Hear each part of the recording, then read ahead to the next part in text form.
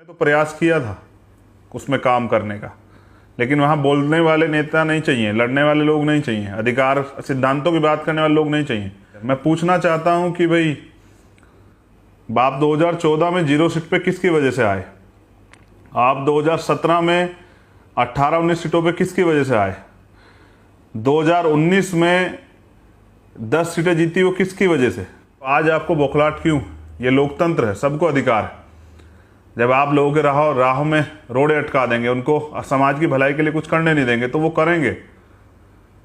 तो आप आइए ना, सामना कीजिए आज के। और मैं ये भी बता दूं, आज मैं बिल्कुल खुल के बोलना चाहता हूं। जो लोग ये कहते हैं कि भाई मान्यवर काशीराम साहब की बात करते हैं, मान्यवर काशीराम साहब की उस पर चलते हैं, मैं नहीं कहना चाहता, लेकिन मैं आपको कह देता हूँ, अपने नौजवान साथियों को भी कह देता हूँ।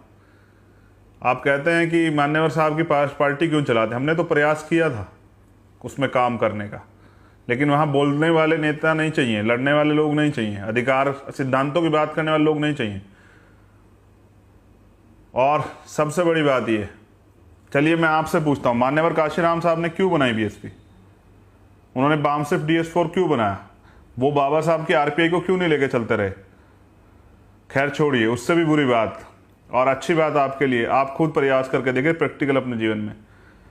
आपके पिताजी ने कोई मकान बनाया होगा, हाँ आप अपने पिताजी से बहुत प्यार करते हैं, हाँ उनकी यादों को संजो के रहना चाहते हैं, लेकिन क्या अगर वो मकान जर्जर हो जाए, जो कि एक समय पे आके हो जाएगा, आप कोई नई गाड़ी लेते हैं, आप नई मोटरसाइकिल लेते हैं, साइकिल लेते हैं, कुछ भी लेते हैं, जब वो एक समय पे आके उसकी एक सीमा हो जाती है, एक उम्र हो जाती है, तो वो उसके बाद अपनी स्पीड छोड़ देता है। तो अंत आप दूसरी चीज़ क्यों खरीदते हैं? आप दूसरा घर क्यों बनाते हैं?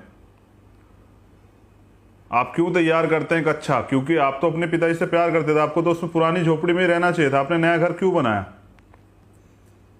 नया घर इसलिए बनाया क्योंकि हाँ, बाबा साहब अम्बेडकर का सपना अभी पूरा नहीं हुआ। और मैं अगर बात करूँ तो इस किताब में आज बहुत कुछ है आपके लिए, लेकिन सबसे पहले मैं बाबा साहब अम्बेडकर जो चाहते थे, मैं बस उस पर चंद लाइनें आपके बीच में रख देता हूँ। और ये इसलिए क्योंकि वास्तविकता में मान्यवर काशीराम साहब और बाबा साहब का सपना पूरा नहीं हुआ, इसलिए हम लोग मैदान में। बाबा साहब अम्बेडकर कहते हैं, आप लोग नहीं मानते कौन सी चीज़ मुझे व्यथित कर रही है और मुझे इतना उदास बना देती है। मेरे मन की बढ़ती चिंता तो यह है कि मैं अपने जीवन के मिशन को पूरा नहीं कर पाया। मैं अपने जीते जी अपने लोगों को अन्य समुदाय के साथ बराबरी की हैसियत से राजनीतिक सत्ता की हिस्सेदारी करते हुए एक शासनकर्ता जमात के रूप में देखना चाहता था।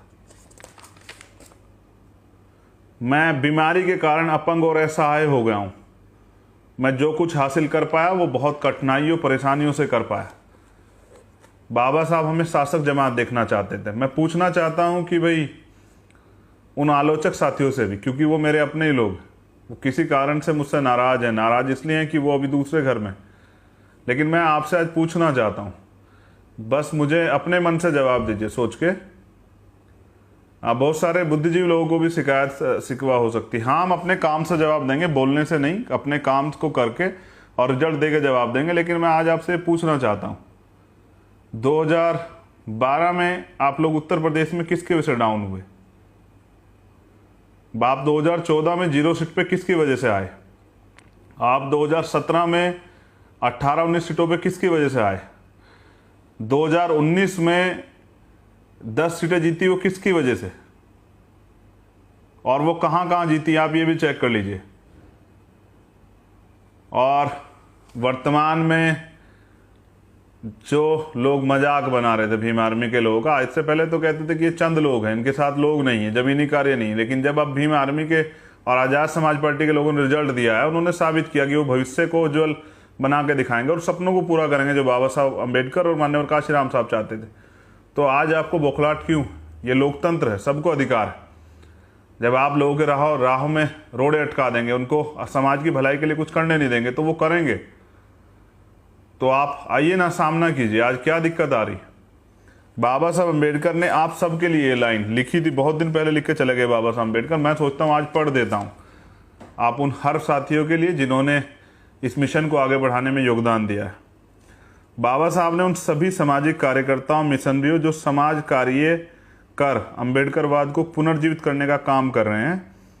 निरंतर दिन रात 24 घंटे सतत काम कर समय, मेगा तथा आर्थिक सहयोग से अंबेडकरवाद को बढ़ावा दे रहे हैं।